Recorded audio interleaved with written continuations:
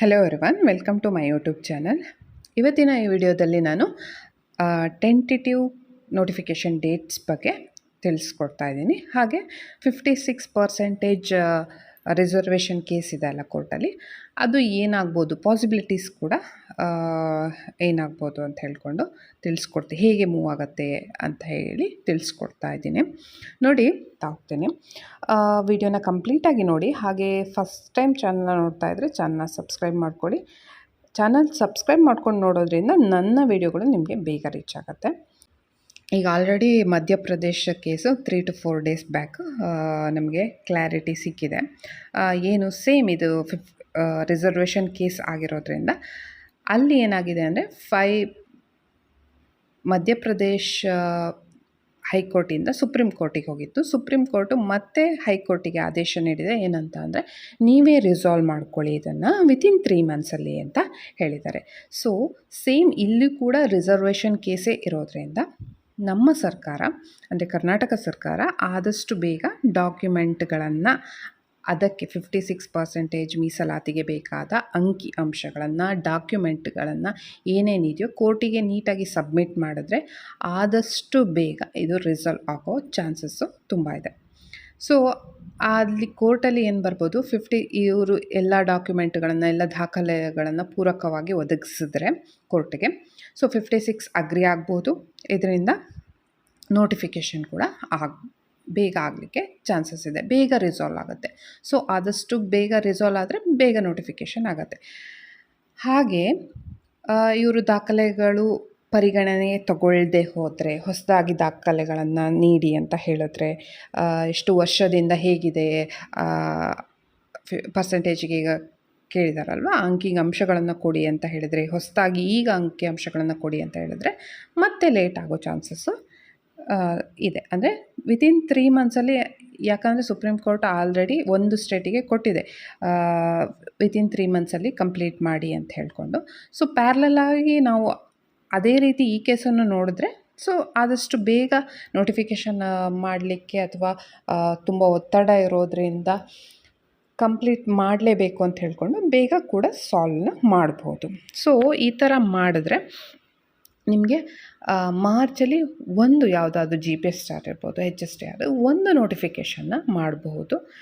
But ಕಂಪ್ಲೀಟಾಗಿ solve ಆಗೋ chances ತುಂಬ ಕಮ್ಮಿ ಇರೋದ್ರಿಂದ ಸ್ವಲ್ಪ ಗ್ಯಾಪ್ ತೊಗೊಂಡು ನೆಕ್ಸ್ಟ್ ಮಂತ್ ಆಗಲಿಕ್ಕೆ ಸಾಧ್ಯ ಇಲ್ಲ. ಯಾಕಂದರೆ ಅಲ್ಲಿ ಬಜೆಟ್ ಮಂಡನೆ ಬರುತ್ತೆ, ಅಂದರೆ ಏಪ್ರಿಲ್ ಹಾಗೆ ಬಜೆಟ್ ಮಂಡನೆ ಬರುತ್ತೆ. ಆಮೇಲೆ ಎಲೆಕ್ಷನ್ಸ್ಗಳು ಬರುತ್ತೆ.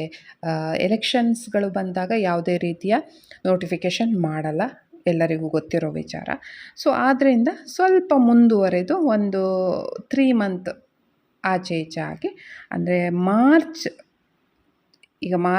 ಏಪ್ರಿಲಲ್ಲಿ, ಮೇಯಲ್ಲಿ, ಮಾರ್ಚಲ್ಲಿ ಏಪ್ರಿಲಲ್ಲಿ ಆಗದೆ ಮೇ ಎಂಡಲ್ಲಿ ಆಗಬಹುದು, ಅಥವಾ ಜೂನ್ ಫಸ್ಟ್ ವೀಕಲ್ಲಿ ಆಗಬಹುದು ನೋಟಿಫಿಕೇಷನ್ ಅಂತ ಹೇಳ್ಕೊಂಡು ಒಂದಿಷ್ಟು ಮಾಹಿತಿಗಳು ಹೊರಬರ್ತಾ ಇದೆ. ಸೊ ಆದಷ್ಟು ಬೇಗ ಈ ನೋಟಿಫಿಕೇಷನ್ ಆಗೋಕ್ಕಿಂತ ಮುಂಚೆ ಎಲ್ಲ ರಿಸರ್ವೇಷನ್ದು ಇದಿದೆ ಅಲ್ವಾ, ಅದು ಆದಷ್ಟು ರಿಸಾಲ್ವ್ ಆಗಿ ಆಮೇಲೆ ನೋಟಿಫಿಕೇಷನ್ ಆಗೋದೇ ಒಳ್ಳೆಯದು. ಯಾಕಂದರೆ ಇವಾಗ ಆಲ್ರೆಡಿ ನೋಡಿ, ನೋಟಿಫಿಕೇಷನ್ ಮಾಡಿ ಅದೇ ರೀತಿ 56% ನೋಟಿಫಿಕೇಷನ್ ಮಾಡಿ ಆಲ್ರೆಡಿ ಈಗ ಎಷ್ಟೋ ಜನಕ್ಕೆ ಜಾಬ್ ಈಗ ವರ್ಕ್ ಮಾಡ್ತಾಯಿದ್ರು, ಕೆಲವರಿಗೆ ನೋಟಿಫಿಕೇಷನ್ ಸೊ ರಿಸರ್ವೇಷನ್ದು ಕೇಸ್ ಇರೋದ್ರಿಂದ ಸ್ವಲ್ಪ ಭಯ ಇರುತ್ತೆ ಅಲ್ವಾ. ಅದೇ ರೀತಿ ಇಲ್ಲಿ ಮತ್ತೆ ಅದೇ ಕೇಸು ಅದೇ ರೀತಿ ಮುಂದುವರೆದ್ರೆ ಮತ್ತೆ ಜಡ್ಜ್ಮೆಂಟ್ ಏನು ಬರುತ್ತೆ ಅಂತ ಗೊತ್ತಿರಲ್ಲ. ಸೊ ಮತ್ತೆ ಏನಾಗುತ್ತೆ, ಪ್ರಾಬ್ಲಮ್ಸ್ ಆಗ್ತಾ ಹೋಗುತ್ತೆ. ಸೊ ಅದಕ್ಕೆ ಎಲ್ಲ ರಿಸಾಲ್ವ್ ಆಗಿ ನೋಟಿಫಿಕೇಷನ್ ಆಗೋ ಚಾನ್ಸಸ್ಸು ಜಾಸ್ತಿ ಇದೆ. 50% ಇವಾಗ ಮಾಡಲಿಕ್ಕೆ ಸ್ವಲ್ಪ, ಅಂದರೆ ಎಲ್ಲದೂ ಕೂಡ ಪ್ರಾಬ್ಲಮ್ ಆಗೋದ್ರಿಂದ ಕಮ್ಮಿ ಪ್ರೊಬ್ಯಾಬಿಲಿಟಿ ಇದೆ.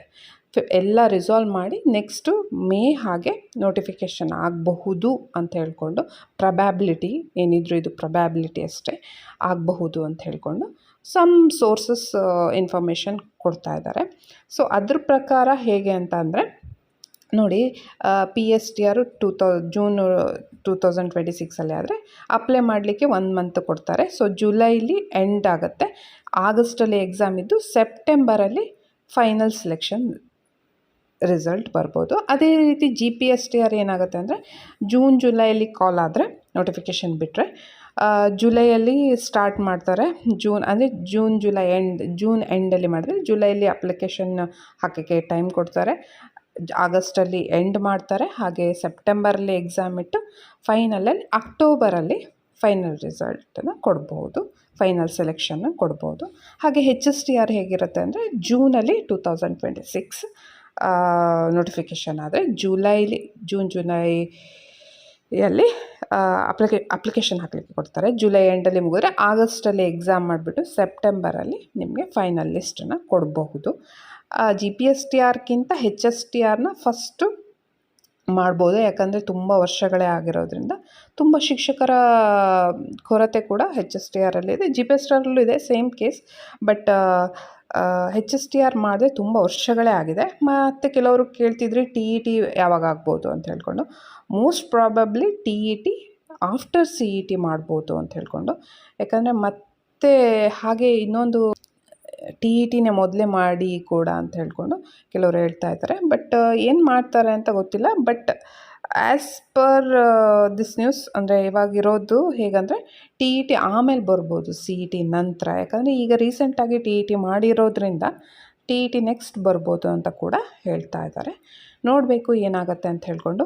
ಆದಷ್ಟು ಬೇಗ ನೋಟಿಫಿಕೇಷನ್ ಆಗಲಿ, ಎಲ್ಲದೂ ಒಂದು ಚಿಕ್ಕ ಮಟ್ಟಿಗೆ ಕ್ಲಾರಿಟಿ ಯಾವಾಗ ಸಿಗುತ್ತೆ ಅಂದರೆ ನಮಗೆ ಮಾರ್ಚ್ 2 ನಂತರ.